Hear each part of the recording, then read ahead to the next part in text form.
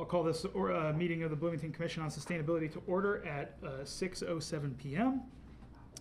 And we'll go through the roll call. Okay, Tara Dunderdale. Here. Here. Justin Vassell, I'm here. Matt Austin. Present. Present. Zero Rose. Not in the room and not online. Okay, Dave Rollo. I'm here. Here on Zoom. Quentin Gilly. Here. Here. Alex York. Here. Here. Jamie Scholl. Here. Here. Evan Nix. I'm here. Here online. Okay. Annalise Jenke. Here. Here. Diana Ogrodowski. Here. Here. And Shanghai Shu. Here. Here online. Okay, great. So we've got 12 occupied spots on the commission right now. So that puts our quorum at 7, and then we've got to have 50% of our members here in person. So that threshold is 6. So we're good on both of those counts. I do want to make a note, as we learned at the last meeting, that the Indiana State Code stipulates that you can only miss you can only attend 2 consecutive meetings virtually, and not 3 or more consecutive meetings. So that would apply, I think, to 2 people today. If Zero joins up with us, that would apply to him, and then also as well for Evan.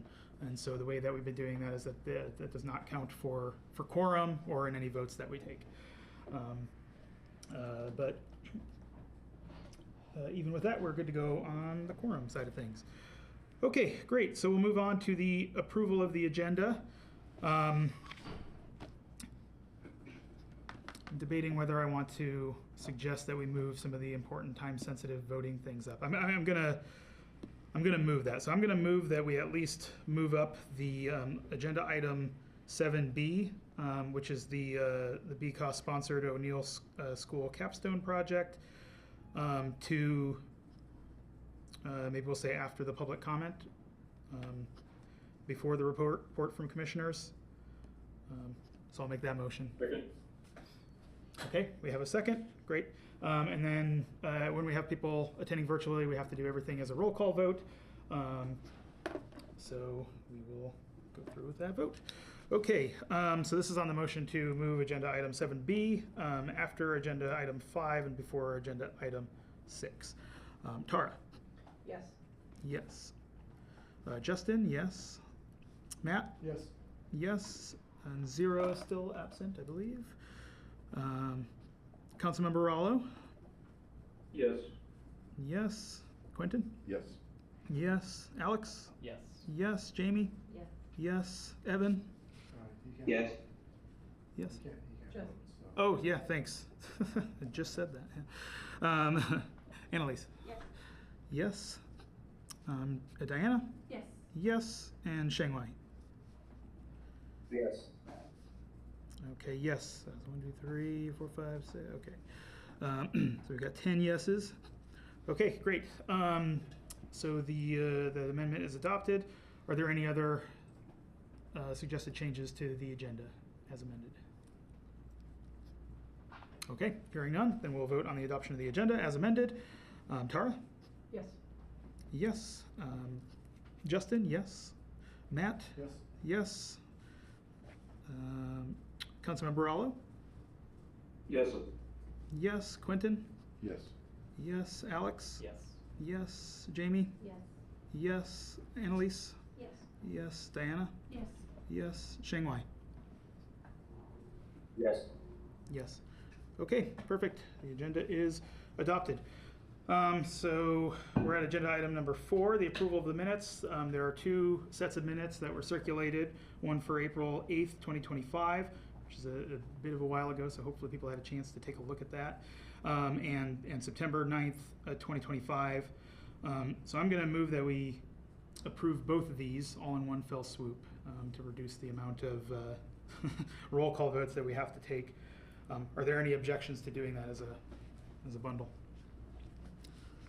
Okay, hearing none, is there a motion to adopt both of those minutes, or approve both of those minutes, I should say? Yes. Okay, there's a motion and a second. Second. Perfect. Okay. Roll call vote then. Tara, I'm sorry. Yes. Yes. Justin? Yes. Matt? Yes. Yes. Councilmember Rallo? Yes. Yes. Quentin? Yes. Yes. Alex? Abstain. I wasn't on the commission in April, so I have no input on that aspect. Okay. And I think it'll pass fine without me. Fair enough. Abstain? Jamie? Yes. Yes. Annalise? Yes. Yes. Diana? Yes. Yes. And Shengwai? Yes. Yes. Okay. So that's 9-4, 0 against, 1 abstain. So those minutes are approved. All right, so that brings us to the public comment portion. So we set aside about 10 minutes for public comment, up to 3 minutes per person. Is there anyone from the public here in the room or either online that would like to address the commission?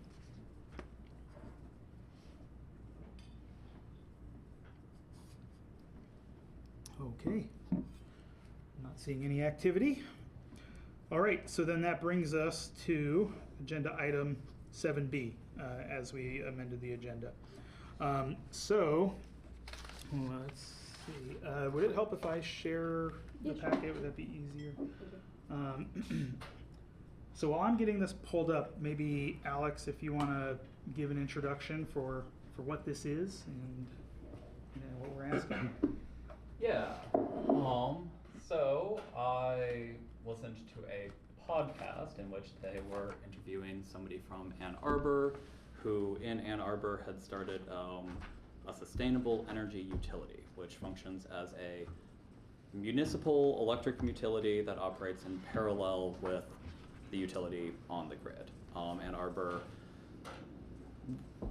evaluated whether that would be a good idea, decided it would, enabled it through a referendum vote, and they have since then been implementing it. I've talked about this with some people. It was suggested to me that an O'Neill capstone course would be a good way to kind of explore the feasibility of the Bloomington community undertaking a similar action. So I reached out to professors I knew from O'Neill because I have 2 masters from there, and a capstone course has been formed, and there's a memo kind of describing all of this. There's a description of the classwork attached as well. And yeah, we are looking for the commission's blessing to undergo this work where a capstone course is just looking at, from a wide variety of angles, how practical it is for Bloomington to do this. We're also very open to feedback on angles of research. We have a bunch of research questions that we came up with, but if there'd be things that people think would be useful for the city to know that were not included, that would be great to know before we start the research. Okay, excellent. So, yeah, this is something that doesn't require any, upfront costs on behalf of BCOS or any sort of like material support, right? So we're Yeah, there's no cost. It is free consulting, so that's a nice advantage of having this type of program in our community. It will require somebody to kind of be a point of contact, which I have volunteered to do, given I'm spearheading the creation of this, and I have the SPIA connection, those relationships and things.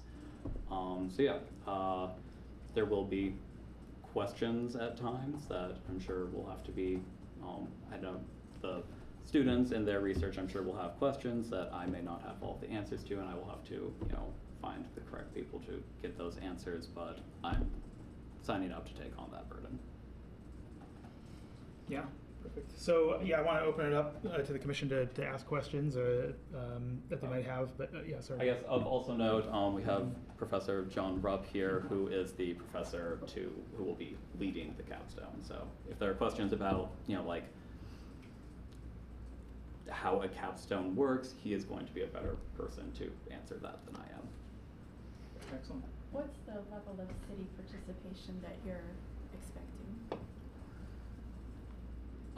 In the capstone project, minimal. There will be some questions I imagine there will be at least one question I will need to ask you at some point in time, but honestly, it's gonna be more looking at kind of utility. I have some. I can maybe handle that. Okay. So the capstones are mandatory for all of our master students, and they're all applied, practical kind of thing. So a real client, in this case the city, comes in, and the obligation on the client's part is to agree with the framed question, avail themselves to an initial presentation. I don't know if that's going to be you, Alex, or some others saying, here's how we function. This is the context within which this research question would operate, and then avail themselves at some point down the project. It's a semester-long project, so at maybe a couple months in, could they meet with some students and ask some questions of them? Hey, we've come to this place. Is this a priority? Do you think these are avenues we should pursue? We've got these kinds of things. A little bit of a sort of a guardrails kind of a thing, and then avail themselves to a final presentation and receive a report. So it's pretty minimal actually on the part of the client. They just need to be clear about what they want. It's supposed to be a practical. It is a practical. It emulates reality, and of course, sometimes bad things happen in reality. If a consulting firm starts down one trail and a client says, "Oh, we're changing course." So one of the things I'd like to not happen is like 3 months into it, the city to go, "Actually, we don't want you to do this. We want you to do that." That kind of really throws a bugger on them. So that would be sort of a constraint to not do that to the students, because they're just learning. There is no budget. There's no extension of work orders or anything like that. So it's an emulation of a real project with minimal kinds of sort of consequences. So Alex would be attending those presentations and things, because I let Alex know that we don't have the capacity to be involved with this capstone project. Yeah, it's pretty minimal, really.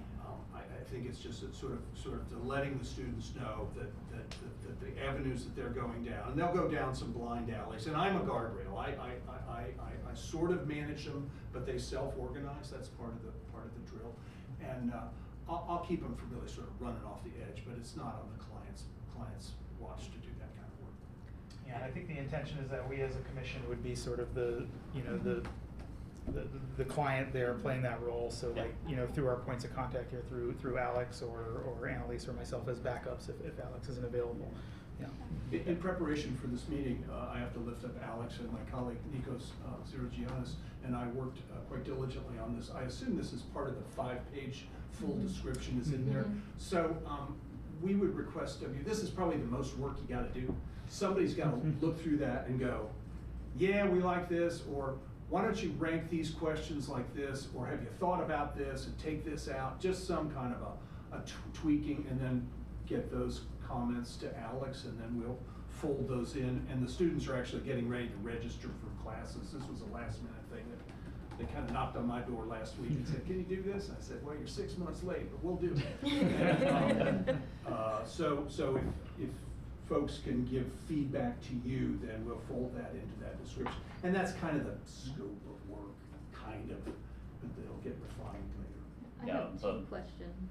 One is the length of the presentation, the time length typically done.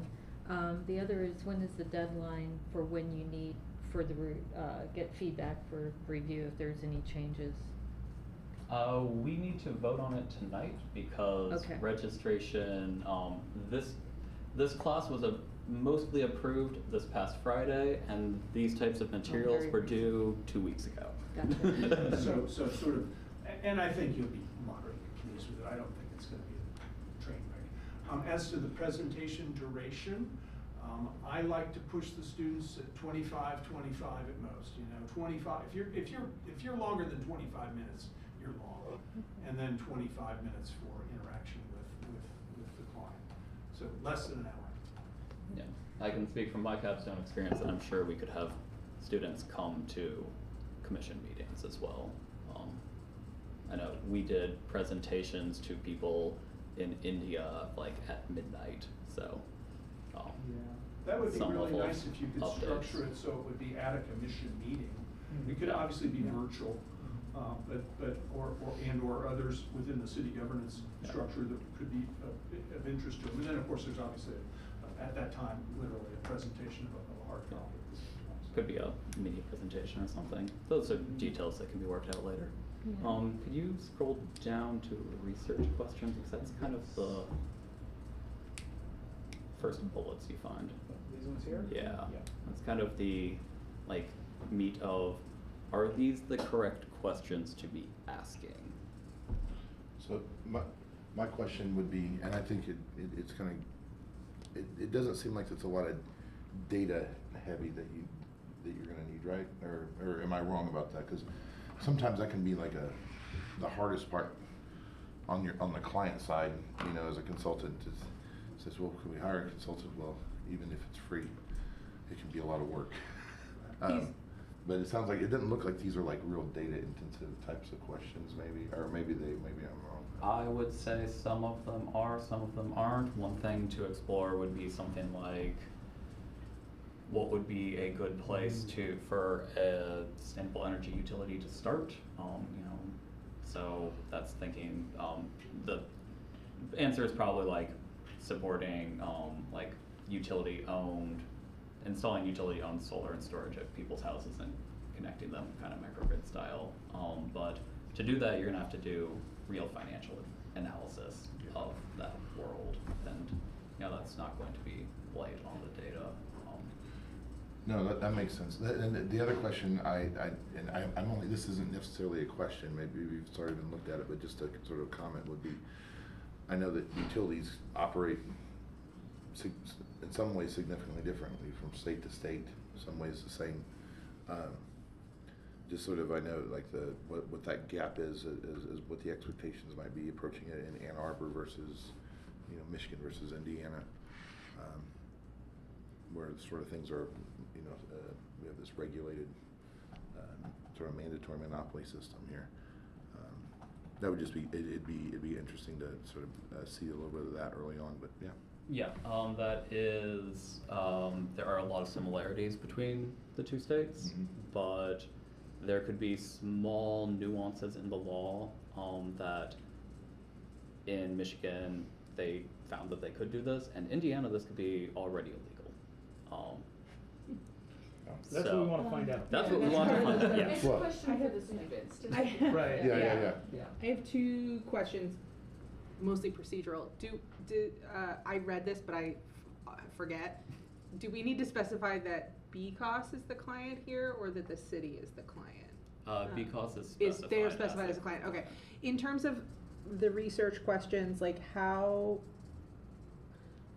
do we want to spend time like wordsmithing research questions, or are you looking more at like like how in stone are these once we vote on it? I guess is the question. Like, could the students adjust it? This is just like guiding materials for the students. This is the guiding materials. Okay, so it's really your menu. You're setting the menu and you're setting your priorities on the menu. Okay. I would think of this as a menu from Right. which to choose and prioritize, amplify, and maybe modify if you so choose some of the verbiage there, and say, you know, you're really down a trail here. This is a sticking point because I mean, Alex is somewhat shooting in the dark here. I mean, he sees a model out there. He thinks, how could it potentially work in our community, and threw some things out there. I'm even further in the dark on it. I know a bit about utility law, but you know, the notion is to do the research to find out what kinds of facets are really important. So really, it's, if we're going to change research questions to just if something is missing that we think we want to suggest That's to the students to Or choose from. if there are things in there that people, you know, feel like this isn't an avenue, because this is broad. Yeah. So if there are avenues that aren't worth exploring, then you know, removing research questions would get us more time devoted to the I can like important get things. down the rabbit hole on the research questions, so I'm just looking for some guardrails for myself on what I Fair should do. enough. Well, and it, I can go. Cool. Dave's got some. Councilmember Rowe, go ahead. May I? Well, one question that I have that really isn't answered by us as a city, as we've been implementing mostly solar energy in the community, is, you know, they're probably better framed as rebuildables in the sense that they require complex global supply chains, a lot of fossil fuel energy, rare earth minerals, and periodic replacement every 20 to 25 years. And so there hasn't been really an attempt to have a full cost accounting of what renewable energy really consists of. So that's one question I have. Another one is, what kind of infrastructure would be needed to make a dent in our consumption and in terms of really augmenting in a meaningful way our sourcing of energy. So so that's what I would have coming out of the gate in terms of, besides the questions that are there, they're very good. It's a bit different take, but as we expand renewables, we should be aware that really what they are rebuildables. They do need energy to make, and that's not really accounted for in your evaluation. So thanks for that. I just wanted to provide a little bit of context to some of the background on this and maybe some of the project management side. Alex is heading this up, and we talked to one of my lovely colleagues who does community projects with courses. That's her entire job, or a big part of it. And so I think in maybe our next step after we kind of start on this will be to have a more official meeting and really figure out a clear scope of work. And that's already been somewhat stated, but yeah, we don't have to get everything 100% sorted out right now. And I'm glad to hear that there's some flexibility with the students, and we can create that clearer scope of work as long as we have everything somewhat included in this. If I may, part of the task is for them to create a scope of work. Amazing. So, that's like one of the very initial things Right. they do. So, obviously in concert with the client. Yeah. But I don't think we want to impose one on top of the Yes. students. It is the way it is, move ahead. And you could do that, that would be one way of doing it, but I think it'd be more meaningful if you Definitely. included it. Thank you for that. Would we, this is a procedural question also, would we, if when meeting with the students, are we running into quorum stuff if we are, depending on how many of us are present, and do we need to think about that, either that they only come to business meetings or working sessions? Yeah, it makes sense to have them at Or if working there's, sessions. yeah. Yeah, I think they would, when they come to deliver their report, that would be at a publicly noticed meeting. It might be a special meeting of some sort or something like that. For kind of day-to-day stuff or week-by-week stuff, if they have clarifying questions or they're trying to get at kind of what we're interested in, the way I sort of envision this is that here what we're going to vote on is to approve to put our name on this and say we'll be the client, and then to sort of delegate some of that authority to these POCs, the couple commissioners here, primarily Alex, who can then kind of be the representative of the commission and work with them on a week-by-week basis when they need things. And if there's some sort of major change to the complete, they start digging into this, realize they have to go in a completely different direction, then maybe it comes back to us to revisit as a commission. But otherwise, we kind of just hang tight and wait for the report to be ready. Personally, having worked in renewable energy, lived in Austin, Texas, where they have their own utility, I absolutely love this. I've wanted to, move off Duke and, push the city to have their own utility for a long time. And I especially like the questions about the microgrids, which are further down. There's a lot of folks, there's a number of folks in neighborhoods that have solar renewable energy already. And so looking at potential neighborhoods that could have a microgrid. You're talking about sustainability, you're talking about, climate change and all the nasty storms we have come through. That's really powerful stuff. So I absolutely love this idea. Absolutely love it. Yeah, just to echo that, I think, well, not that I'm an expert on that, but it is an amazing learning opportunity, I think, for a student, first of all. I also think that this topic is representative of the things we need to be discussing. It should be prioritized. So, and the comment on the scope of work, that's really helpful too, and I appreciate that. And also too, as the IU representative on this commission, if there's any way I can help liaison, anything, I'd be happy to help. in that capacity, you know, depending on how things work out, but yeah. Is this project, is this vote subject to the special bypassing of a first and second reading, or is this No, just because a it's one reading? resolution, Yeah, just okay. a vote to approve, so.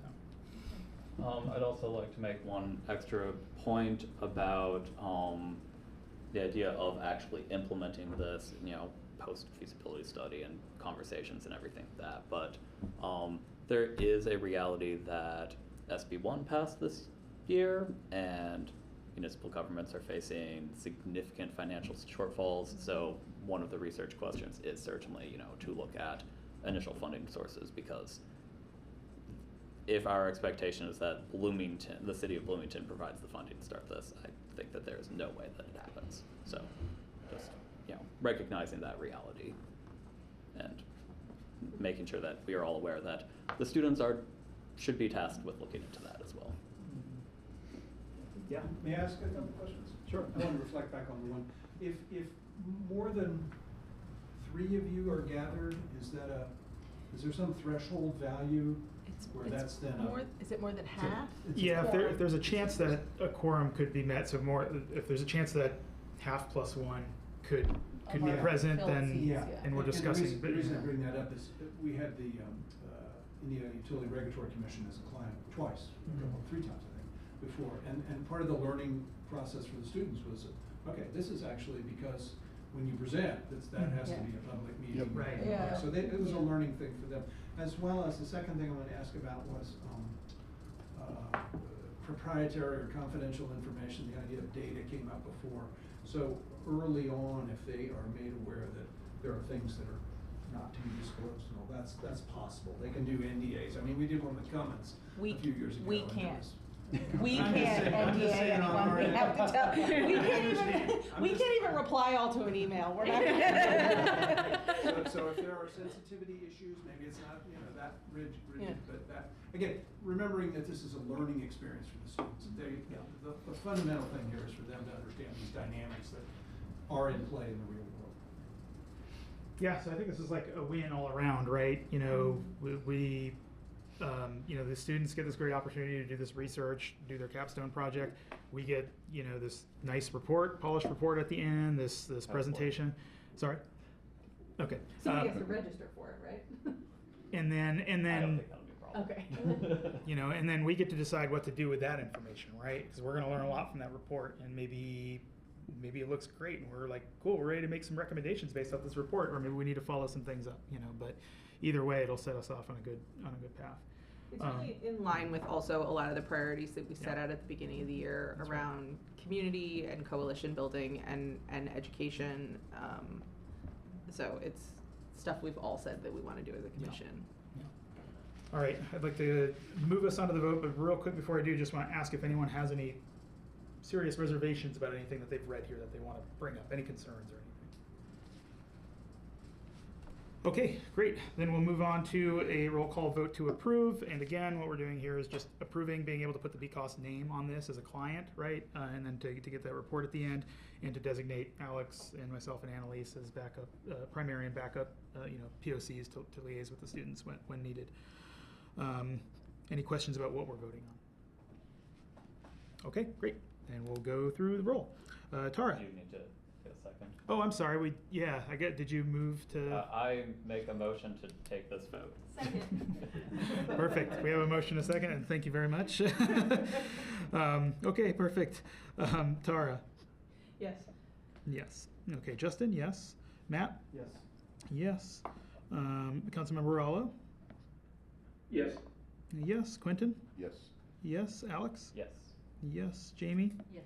Yes. Annalise. Yes. Yes. Diana. Yes. Yes. And Shanghai. Yes. Yes. Perfect. The ayes have it. So that is approved, and we're very much looking forward to seeing that get off the ground and for the final report. So, and thanks, Alex, for taking the initiative on that. That was a lot of work in a short amount of time. So that's Thank awesome. you, John. Yeah, and thank you very much. Yeah, I think Appreciate I it. might be a little mercenary. one of the things that I love about these kinds of things is to help students get placed. If there's potentially an internship or something with the city down the trail at the end of it, you get a chance to look at the students, they get a chance to look at you. Yeah. It's a win-win. Exactly, yeah, everybody wins. Looking for a climate resilience person. She'll be need funding for that. No, I just. Next year's budget cycle. There's a lot of city commissions that need seats Place to filled. consider, too, right? yeah. One thing I was gonna say too is there's always good money there for all the great ideas. You just gotta look hard. It's only the good ideas. All right, well, we'll move on then. So that brings us back to our normally scheduled agenda items. That brings us to reports from commissioners, and we'll start off with the chair report. And I'll probably go through this fairly quickly. We currently have 2 vacancies on the org chart. We're bidding farewell to John Eldon, who's been with us since December of 2022. So he's been here, I think, since, I know, right? He's been here, I think, since before I got here. Soil scientist. Yeah. And so he will be very much missed, and I just want to say thank you to him for his contributions to the commission over the last several years. And if you know anyone who's interested in serving on the commission, I encourage them to submit an application. We have one application already, actually. Oh, perfect. All right, there's one in the hopper, so good in here.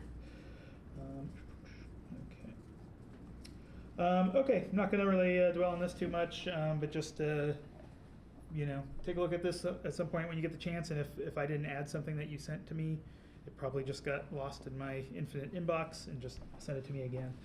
But I think we're mostly up to date at the moment. Okay, working group grant awards. So we're starting to sweat a little bit, but I think things are moving in the right direction. I've moved a couple things from the idea column sort of up to the proposed column, because I hear they're starting to get closer to a finish line here. So I think we've got sort of 2 that are in the hopper that commissioners are working with you guys on to try to get the T's dotted and the I's crossed and all that. And I just put amounts that I could remember off the top of my head on here. 2,100. 21, okay. Perfect. So those numbers are not quite totally accurate, but sort of in the ballpark. And I think, Matt, yours is a little over. $69.99. Okay, yeah, excellent. So I think those are, if all goes well, we're hoping to bring those forward at the next meeting. Any questions about that? Okay, perfect. Upcoming meetings. Speaking of which, so we've got a pretty busy meeting today, and then our next meeting is going to be November 18th, and it's important to remember that because it's not our usual meeting time. And thank you to Jolie for getting that scheduled for us. That was I think it was a holiday that our meeting would have landed on, and so this was rescheduled for a time that worked with most people. I will also point out, just in case anything comes up that we need to get passed soon before the end of the year or something like that, it did look like there was a decent amount of availability from people on November 4th or November 10th. If we need to call a special meeting for those times, we could do it. It's just an option. Work sessions, we've got one coming up on November 4th. I've got that scheduled in the books. I saw on my calendar that says election day. I'm not aware of any election that's happening here. So I don't think that'll be an issue. But that will be, I'll send out a notice for that. That'll be at the public library again. And I'm guessing we'll probably talk about the sustainability assessment report, maybe. But We pushed it from this meeting. yeah. Because it was Ben, Jeff, and so forth. But that's still sort of, there's room for other things. Served in December if we've got 2 grants to vote on. Sure, yeah, so it's a fair point. Yeah, okay, so good. And then that just brings us to the resources page here that I always show. So if you're not sure where to find something, just go through this packet, and these links are all clickable and stuff. And if something seems like it's missing there, let me know, and I'll add it. I also want to make a quick shout out because we have a birthday. It's this commission's birthday. We are turning 20 years old, so I think, let's see, here we go. I have the minutes from the first BCOS meeting that ever happened. It was October 25th, 2005, in this room. There are some notable alums on the attendance list. So one of them is, of course, Councilmember Rollo, who sort of got this commission going in the first place, got the ordinance passed that created it. And then I think for the first couple meetings sort of served as the interim, presiding officer of the commission before a formal chair was chosen. And that first formal chair that was chosen was one John Hamilton, who ultimately went on to become the mayor. So yeah, some interesting history there. Around the time that I first joined this commission, I was trying to get some background on kind of what we've done, and so I went looking for the minutes, but I can only find minutes going back to like 2016 or something on the city website, and so I did some archaeology on the Internet Archive, and I was able to find most of the minutes and agendas from all the way back to the beginning. So I think it's an interesting time to kind of look back a little bit on what the commission has done, because I think most of us probably couldn't say, what was this commission working on 10 years ago today, right? And there's probably some good, tidbits in there that would be helpful for us to kind of keep in mind as we do our work. Over the next couple meetings, I'll probably bring a few, interesting pieces out of the archives to share with folks. And these minutes are all in the shared Google Drive. So if you ever want to go and just peruse at your leisure, definitely feel free to do that. But yeah, this first meeting was mostly getting everyone together in the same room and trying to figure out, okay, what kind of working groups should we have? What kind of things should we tackle first? One of the big things was just process, internal process. How should we organize ourselves? Another one was indicators. One of the big thrusts early on was that this commission is going to pick out a set of indicators, metrics that we can track, and track those over time, and then make recommendations based off of those. A lot of what we've done in the earlier sustainability assessment reports was based off of those indicators. So it's mostly just getting organized and kind of getting things up and running. But yeah, happy birthday to us. I'm sorry I didn't bring cake. Less exciting than that, but I what is the best way if we have templates for the sort of like SOP stuff to share them? I built a template for the minutes. Okay. Just because I found it's easier than trying to put my notes in a format later that I can share for whoever besides me is responsible for minutes. Yeah.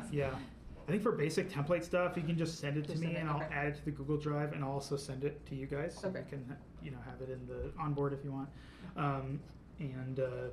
For things that are sort of like like really official policies that we're all expected to abide by, we probably have to vote on that. But if it's sort of best practices, I think that's fair game to just kind of add it into there, and then choose to not use it. Right. Yeah. Exactly. And then I can always make an announcement each meeting when we have new stuff like that. Okay. Let people know where to find it and what it is. Question. I was just to say, unofficially for the 21st birthday, I might be celebrating down the street here at the Trojan Horse or something. Hey, there you go. There you go. Yep.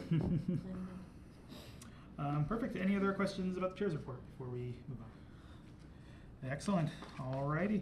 That brings us then to Waste Management Working Group report. Matt, what do you have for us? Yeah, so finishing up the grant, we'll hopefully have it approved. Send it in, need a few edits, so hopefully we'll have it for the working session for everybody to look over on the 4th. And then there's the Indiana Composting Council. There's now that nonprofit, which is, there's 16 states that have them. There's the overarching U.S. Composting Council. So I think it'd be great if the city or other entities, they're looking for members because they need to fundraise. That's awesome. And then the Indiana Department of Environmental Management is looking at a new blueprint to replace their long outdated waste management plan. So I'll send the article out, but that's going to affect every waste management district in the entire state. So that could have some really good, there could be mandating of food waste on a commercial scale, things like that. And speaking of food waste, the CAC has a meeting on, the Citizens Advisory Committee has a meeting on Thursday, and I've invited Richland Farms to come down. Richland Farms in April got a permit for vegetative composting. There's industrial composting, which take like 2 years. Vegetative took them only 9 months, and they are looking for food waste. And so they're specifically looking for restaurant food waste. They can do more, but they've got 12-gallon and 21-gallon bins. And so please attend the meeting if you'd like. It's 5:30. Otherwise, it'll be on Cats. What day is that? That's Thursday. This Thursday? This is the This waste Thursday. reduction district? Yep. Yeah. Yeah, that's this Thursday. And so Richland Farms is going to present for about 20 minutes. They're 90 miles away, but they are more than willing to drive down here because they were hoping that Lafayette was going to be a good market. Turns out that Lafayette offers food waste services as a city, and so people were kind of confused when a contractor came in, private company. And so with restaurants that already participated with Earth Keepers, it seems like a no-brainer. So he would drop off containers and would do a 1 day a week pickup. And so I've already seen the operation was up there with the Indiana Composting Council. And yeah, he's really looking for a lot of food waste. So that could be, there's no one single solution to food waste. There are many different solutions that combine together, and I really see this as one, and he's looking for it. So I don't have a list of what restaurants were participating previously with Earth Keepers. We've tried to contact Earth Keepers to find that out. If ESD has any of those lists, We have that list, actually. please, yes, yes. And, how far are they willing to go? They were willing to go up to Lafayette. Would they go to? They're like, 90 miles away. Columbus? So they're in Veedersburg, or near Veedersburg. Actually, they're more like Newtown, Indiana. So so it's like I said, so it's southwest of Lafayette or northeast of Terre Haute. So it's, but yeah, I mean, I've already confirmed with him, talked to him and his wife, who are both owners. They actually live in Massachusetts. A family farm was gifted to them essentially, and so they really want to get this food waste, and they just don't have enough volume right now. Did you say this, is this associated with the city waste group, is that what you said? Or- No, I'm just having him do a presentation to the CAC for the waste reduction It's the district. county waste Yeah, reduction it's district. county. They're the Okay. ones that operate all the recycling centers. Location and time on Thursday, 5:30 you said? 5:30 to 6:30, he's gonna start out the meeting, and it's at the other side of the building. Oh, it's here? Yeah. Okay. On the Monroe County side, but it'll also be, yeah, but it'll also be on Zoom or Teams. So I Okay. can send that out. I can email that out as well. Okay. Because I think. But yeah, that is definitely one of the solutions, besides the fact that he was already in talks with Caldwell's, which is out in Shelby County on a larger scale, and then I'm trying to get in contact with people at Cook. Somebody at the Waste Reduction District has a contact there, and Cook is looking to take care of their cafeteria food. So I'm hoping that, maybe that could be also fit in there. So we'll see. We will see. We've got a commercial food waste dehydrator coming Yep. soon, and there's gonna be a lot of back of the house food, dehydrated food scrap, so this is. Right, this will so be really helpful. Thank that's you. back of the house, and then this is front of the house. Oh, they don't want front of the house? or- No, they'll do front of the house. The only back of the house stuff they can do is cooked or raw veggies, I think. There's certain Okay. rules when it comes to the vegetative permit that he can accept and he can't accept. So he couldn't accept raw meat, but he could That's fine. accept Yeah, because cooked meat. the location we're starting out at is a la carte, so there's a lot of kind of leftover food from. Yeah, like, I mean, and he's looking buffet for as style. much as he can get, so, but I mean, they just started in April, so they don't have, he's got a big truck, but he's not Caldwell's, which could handle all of Monroe County's food waste. Yeah, it might be more than what we need anyway, so. Right, so, either Thank way, you for sharing that. I'm looking at every single avenue possible, with that. So, yep, that's enough. Awesome, thank you. All right, okay, our next item is an update on the Cobb Bench project from Evan. All right. So I feel like now's the time to make the announcement that I'm moving from Bloomington. So whatever the process is for that to depart from the commission, Justin and I can talk about that and move forward with that. But as far as the Cobb bench goes, I'm wondering if anyone would be interested in taking over the project manager role, since we have the funding and the location and all of the initiation work done. If anyone would be interested in that, we could talk. There's some other partners in Bloomington who could help, who have expertise with Cobb and are willing to volunteer to help build it. But someone would need to be the BCOS project manager. Is anyone interested in that? Don't need to commit now, but if you're interested, we can talk. Can I ask if any of the funds have been expended yet? None yet, no. Okay. When are you moving? Is it imminent? Very soon, like within the next month. Oh, okay. Yeah. Is there a no-cost extension for it because it has to be completed, its current form needs to be completed by the end of this calendar year, correct? So, Right, yeah.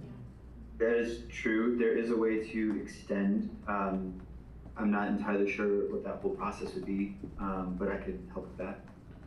Do you have a contract in place with someone already or anything like that, or no?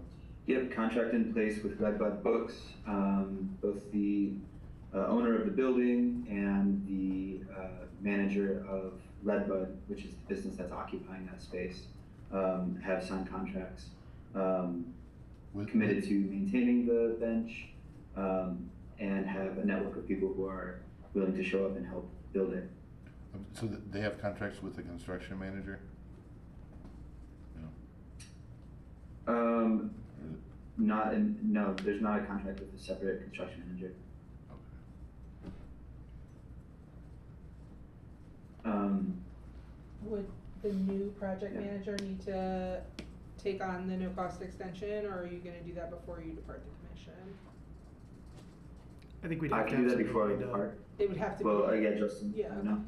Yeah, we'd need Possible. someone identified, I think, before we attempt Would to we apply? Okay. do that. So Evan, you've had a lot of experience with Cobb Bench building and you were sort of the lead on this project. I'm concerned that there might be other commissioners that really won't be able to fill your shoes. At least for most of the stage now, it is coordination of like scheduling with Redbud Books and kind of wrangling, which is unfortunately annoying job. That's like the main sticking point is getting response and contact. I've been traveling a lot, so I haven't been able to just go there. But if we set a time for the build, I may be willing to come back. I would just have to act as not through BCOS, but could help in the creation of the bench. If someone can handle the admin stuff in the eyes of the commission.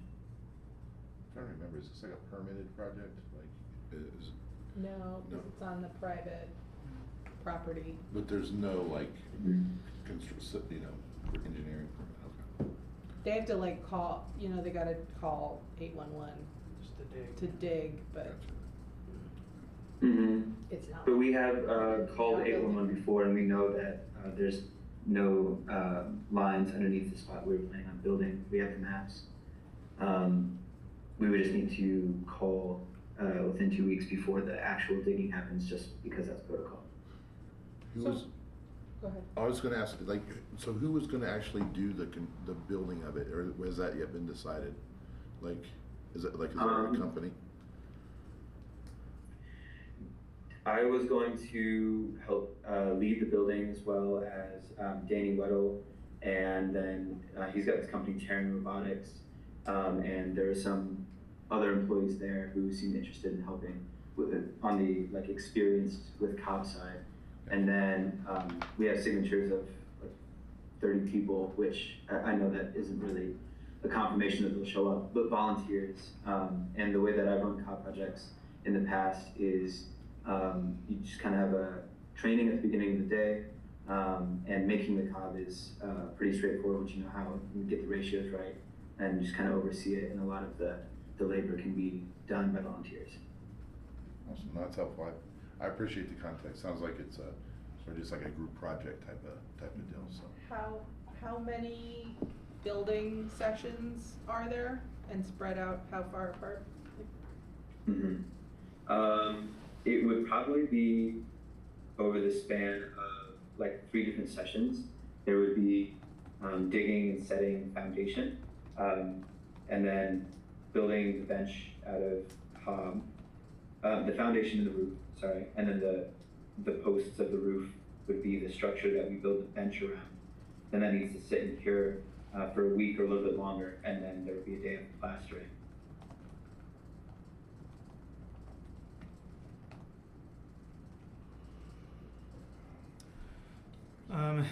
If we did have a commissioner or two who decided they really wanted to take this on and to file for the extension, how far in advance would you need that paperwork and everything?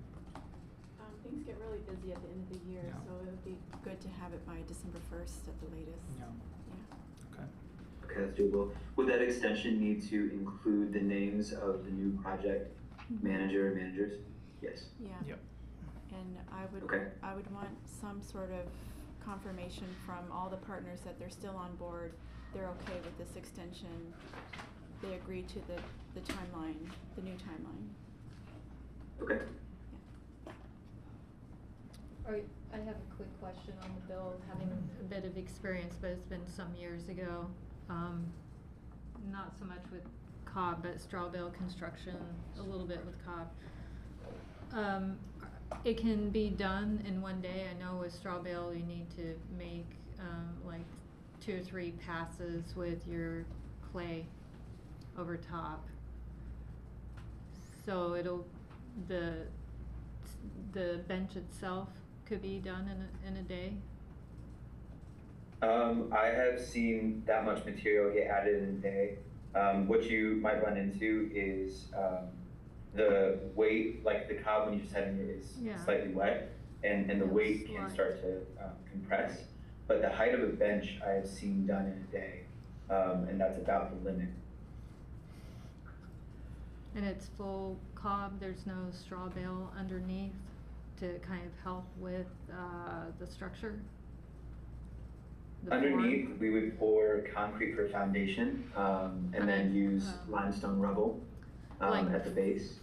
I'm sorry, I didn't explain that right, correctly. Like if you're sitting, so if there's like some small, so you can have your straw bale and then so then it's not completely cob, but you have some structure there from say 2 straw bales or 3 straw bales. You have one that's the seat, and then you break your straw bale down into smaller bales, you know, and you flake it off, and then put it in like that, and then put your cob, you know, slip straw or whatever over that, so it doesn't fall down. So that could be a way to ensure it's not going to collapse upon its own weight. Anyway, that's just kind of, I know I'm not doing the project management, but it's something to consider when, you know, if it's getting broken down into 1 or 2 or 3 work days for someone who'd be taking that over. Gotcha. If we were going to Yeah. continue, would we have to wait until? I'm sorry. You can go ahead and respond to that. Oh, no, just that's a good idea. I have seen it be not necessary to add structure in that way, but that's because part of the bottom of the bench is Right. like stones. So that is kind of taking the rule that you're saying. Right, yeah. And just so you know, the bench also has, it has an arbor on top of it as well. Right. So. Have we missed a window to get this built this season? Are we going to be? Is the ground going to get too cold, and then we're going to have to wait until the spring? Yeah, I think that would be best unless we were doing the build very soon. But yeah, we would need to get more enthusiastic confirmation to think that timeline is realistic. Okay. So it would be next year, next spring, probably April at the earliest, if not. Yeah, I think the cutoff would be mid-November. Freezes and temperature, you know, moisture and all of that. That would delay the drying of the clay. So, what I recommend maybe, and open to input on this, I can send around the proposal that they had for this project originally, so everyone can take a fresh look at it. And if anyone, reads through it and decides that this is something they really want to take on, they think, they can make it happen, you can let me know, and we can start to work out the paperwork to put that extension together, and then when we come back at our November meeting, we can vote on it, to extend formally. In the meantime, maybe if, I don't hear from anybody wanting to take it up within a week or two, then we just assume that there's nobody to take it up, and we just look into getting the funds returned. Input on that, thoughts on that plan? Just so I don't want to have to rush you guys right at the end of the year, the busy season, if we don't have to. Yeah. Sounds like we're not too far in, so. Yeah. Do you want me to say by the 31st, respond to you by the 31st if somebody wants to? Yeah, I mean. It's almost too late, I think. I mean, Like 2 weeks. but why don't we say a week? I Okay. don't know, I think a week should be enough time for people to mull it over, and if they're not feeling A week strongly from about today. it. I just put it in Yeah. the minutes. Yeah. A week from today. Does that, that's what I was thinking. Okay. Does that seem fair to everybody? Mm-hmm. Seem reasonable? Okay. Great. Okay, great. Well, thank you, Evan, for that update. Yeah, I appreciate it. Okay, so that brings us to the next item here, Sustainability Forum recap. So Sheng Wai just had his first installment of the Sustainability Forum. Just wondering if you could just say a few words about how it went and sort of what you have planned coming up. Yeah, sure. So we had our first forum last Friday. I think we had a very good conversation. I met one of my friends, Damiana, who's a data manager at the Indiana Conservation Voter. So she shared her story, especially some turning points, the way of her thoughts on sustainability. So I think that's a very good way to to educate the public or any people or stakeholder who are interested in sustainability. And we also got some support from Julia and Sean and some other friends who attended the forum last Friday. And I think in the future I'm going to especially because there were not many people to attend, especially from the local community. I think in the future I need maybe I'll go to reach out to the public library and maybe have some our next forum at public library, so that so many local people can attend. Also, I'll reach out to some of the student association IU to attend the forum as well. So, but overall, I think it was a very good conversation, and the people who attended that forum, they raised questions, and the engagement was very good. So I think I will continue to do this, and also I encourage other commissioners can join me. We can also host our next forum together. Yeah, that's all. Thank you. Excellent, thank you. And yeah, once you have that next date, let me know, and I can push out a notice far in advance so that we don't have any quorum issues, even though it's not a formal meeting. Great, any questions about the sustainability forums for Sheng Wai? All right, sounds good. Well, thanks so much, and I'm definitely looking forward to attending the next one. It seems really cool. Okay, that brings. I'm so sorry. Yeah. I just wondered if you could try Oh, is it to doing it again? stop sharing and then reshare, Yeah. just like a start and stop again. Yeah. I can't really tell on my end, like, what's wrong. In Thank the you. meantime- Turn it off and turn it on again. Yeah, exactly. exactly. Real quick, Oh, it's Evan, when is Evan's last meeting? Well, yeah, so Oh, you said within the next month, so I think that might be, are you leaving Bloomington before November 18th? Evan?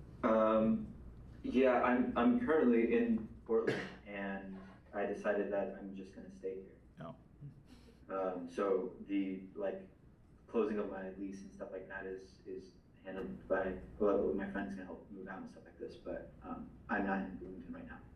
Could you write us an email? We just need a letter of resignation to forward to the Sure. clerk's office. Okay, thank you. Mm-hmm. Perfect. Is it still bouncing around, or is it looks pretty stable I for the fixed moment? it. I'm just not going to touch it. Unless I okay, that brings us to a report from council. Councilmember Rella. I really don't have a report this evening, so I'll pass, unless you have any questions. Okay, easy peasy. Does anyone have any questions? Alrighty. Well, moving on. Okay, so that brings us to 7A, which is the resilience strategy that Jamie's been working on. We sent out a spreadsheet that people could copy and then put comments into and then send back. And so I sent out what I had received so far from that, which I don't have in front of me, but it was only one comment so far. It is a pretty lengthy document, so it does take a little time to kind of think about. So I think ultimately, Jamie, your goal with that is this might be something that we would endorse as a commission at some point once it's in a form that everyone's happy with.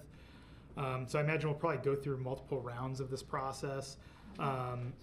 We've got the one comment in the spreadsheet that you can start working on now. But maybe I'll open it up for just a couple minutes for any other commissioners who want to share their thoughts or recommendations with what they've read so far while we're all here. This is something we can also workshop at the working group meetings as well.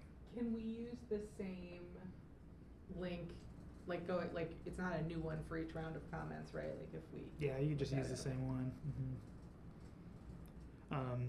Unless, let me think.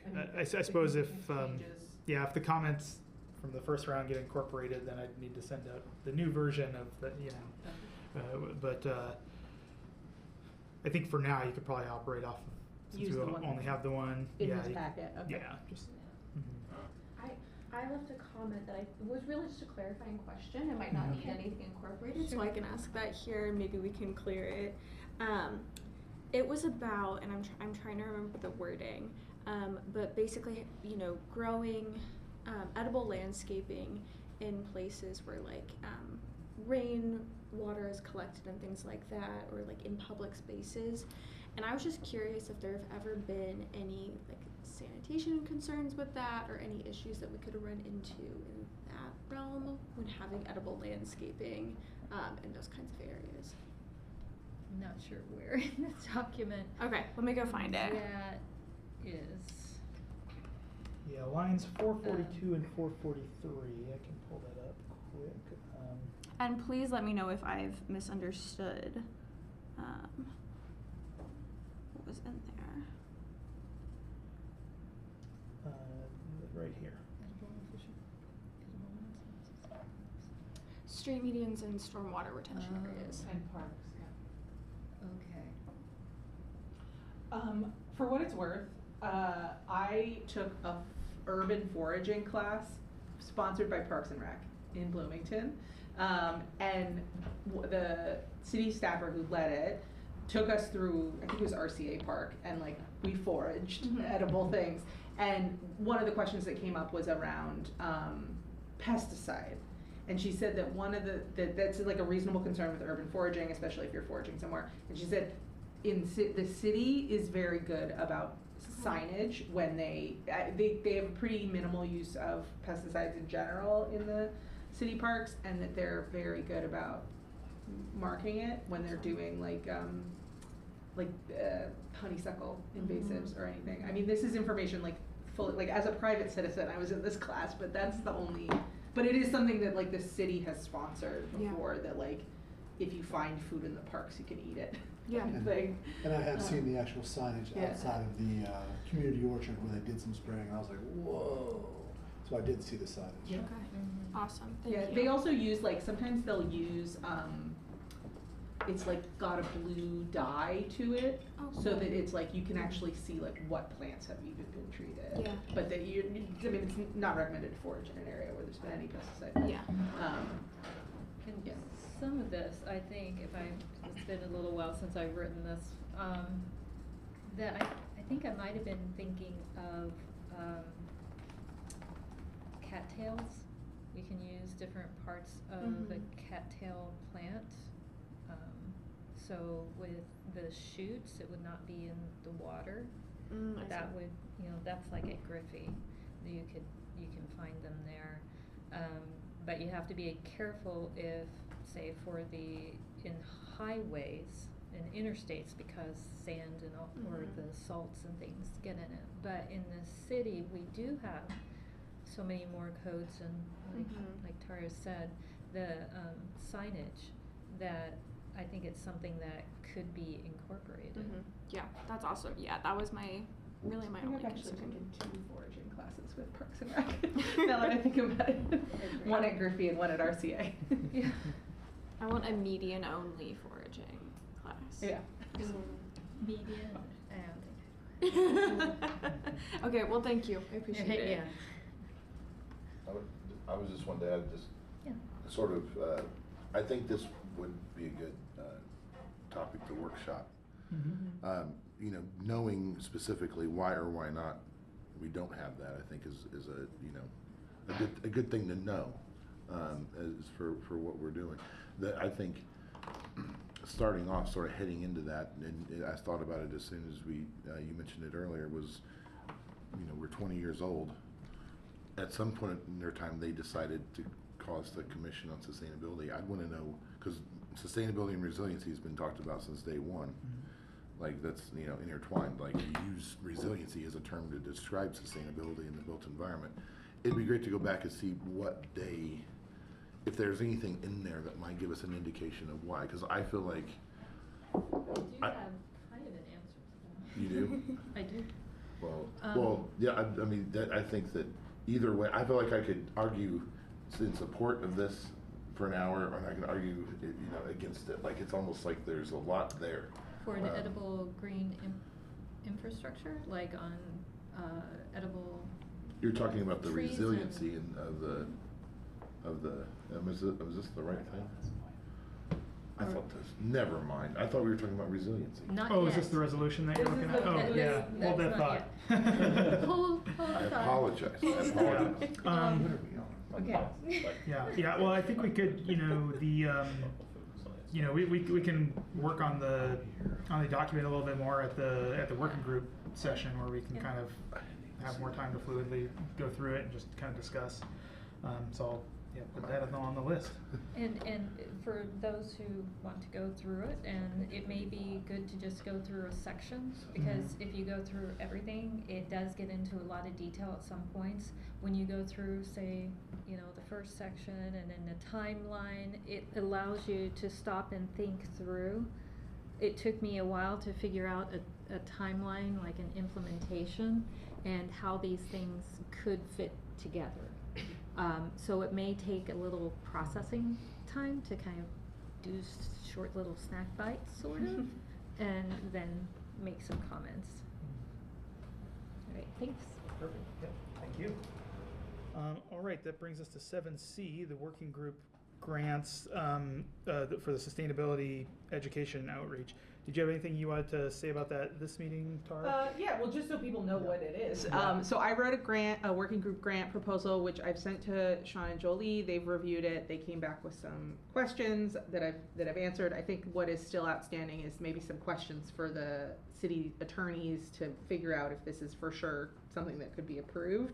But we talked about this at a working session as an idea, but it is a grant to increase our education and outreach efforts next year in 2026. So we did one event, we did Earth Day, and Quentin and I were both there. We probably we talked between 50 and 100 people. I counted the stickers, but a lot of people came and talked and didn't put a sticker for the priorities voting. But it's to buy some materials, so get us a tablecloth so that it's not just me and a piece of poster board, some table stands for materials, printing for educational materials, and then ordering custom seed packets that would have our logo and a link to our website, the BCOS website, so that people can come to meetings or read our minutes, whatever, maybe a QR code. And those would come, and I've budgeted for ordering 750 of those. They would be native seeds from Roundstone, which is located in Kentucky. I priced it out with a few different companies.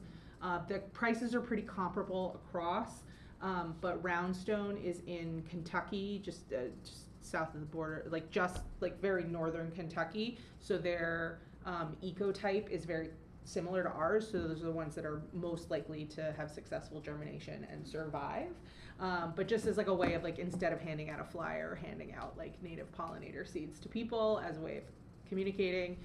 The proposal is that we would decide as a commission in a working session, in our priorities working session early in the year, what events we want to target, with a goal of being at least 3 events and trying to interact with at least 250 members of the public over the course of the year. So one of the things in there is a clicker counter, so we can keep track of how many people we talk to and how many seed packets we give out, and a plastic storage bin to store everything, so that whoever is the person who's there can carry it easily and it can be shared. One thing that I learned through this is I was well, what if we buy all this stuff secondhand? But we can't do that because of I've got to have receipts that say an invoice that says what it is. So that's why it's new materials, even though that's not the most sustainable option. I did think about that, but because we have to deal with the city government and laws and accounting, we're not going to do that. That's about it. Yeah. So and the details of how we would select those events are in there, but just prioritizing events where it's free for us to be there, things that are aligned with our priorities, or places where commissioners would already be, if the if the other grant, the Bokashi grant project 2.0, being at that event because there's already things like that. The end. And it's $2,100. Yeah, is the budget. So as I think we talked about before, I was hoping this year for the Earth Day event that we could do a fix-it clinic, or mending, clothes, personal items people bring in, watches or whatever, not actually necessarily do ourselves, provide some materials for people, buttons, so someone gets whatnot. I think it'd be a great way to it kind of hits on reducing waste, socioeconomic, it hits on all the things. I think people would get a kick out of it too. I acquired a traveling fix-it clinic. I'm thinking if there was a way for me to get that there and I participated, if there was a way to kind of piggyback on a messaging around or we could get space, I'd love to do something like that. I think that expanding on what we have at our table and what we offer is always, I don't think, as long as there's no additional cost beyond the cost of the grant, I think we can do whatever we want. I put in some money for printing costs too. But yeah, we could add things like that, when we decide on the priorities, I think, as long as it's not an additional cost for the grant. This is just so that we have something. Because literally when I did Earth Day, I was I had a poster board and a bunch of stickers. And 2 NFC tags. It was real, no, you did, it was you rough. Did good with so. what you had. You did great. I agree. All we might need to do that's a little bit more space. Yeah. That's the only thing. But we can talk about Well, for that. Earth Day, we just have to ask Julie to put our tables next to each other. That's what I was There you hoping to think. So, and yeah, awesome. Yeah, if we could just know how much room something would take up. Since last year it rained out, the pavilion was completely full. Yeah. And I'm trying to make sure it's not so loud and crowded and everything. And want to make sure we have room. So somebody else who was there last year might drop out of it, and maybe we'll have plenty of room. And we promise next year the music, it's either going to be outside or no music at all. I promise. I've done the same thing, and it was too loud on the inside. Yeah, it was really, it was It like, was- it was echoing. Yeah. Mhm. it was Oh, yeah. awful. Yeah. Well, You're maybe adjusting. My kids Yeah, laugh. I should music, I need a harp or something, a harpsichord or. It doesn't even Yeah, matter. bagpipes. It's just the, Hammered dulcimer. it's the shape of the building and like, cause it's like a metal And it's ceiling, so it's just like, metal, yeah. it just echoes back on you no matter Even what. If you need it, All my right. wife is in a bagpipe Even if band. it's a tent, a perfect. tent will echo Yeah. that much. It's Yeah. wild. All right, yeah, these are all good brainstorms. So We should the- keep that just- going. Yeah. So I think the plan is to bring it for vote to the commission at the next meeting. I've sent the, updated materials with all the feedback from Sean and Jolie already to them for review, so. Great. If there's additional stuff that comes back from legal, I'll incorporate that in and then Okay. have it at the next meeting. Yeah, I'll get you some clarification on that by the end of the week, Okay. just to make sure, but great idea. Awesome. Thank you, everybody. That's good. Okay, great. So That's the goal. Okay, so that brings us to item 9A, which is a first reading of Resolution 2025-04 to recommend adding resilience to the commission's name. I'll pull it up here so it's on the screen. And Jamie sent around a memo with it, but this is the text of the resolution. So just as a reminder, this is a first reading. We're not really debating the merits of the resolution here. It's really just a vote to advance it to the second reading, which is where we'll actually discuss it, you know, what we think, debate, offer up amendments and that sort of thing.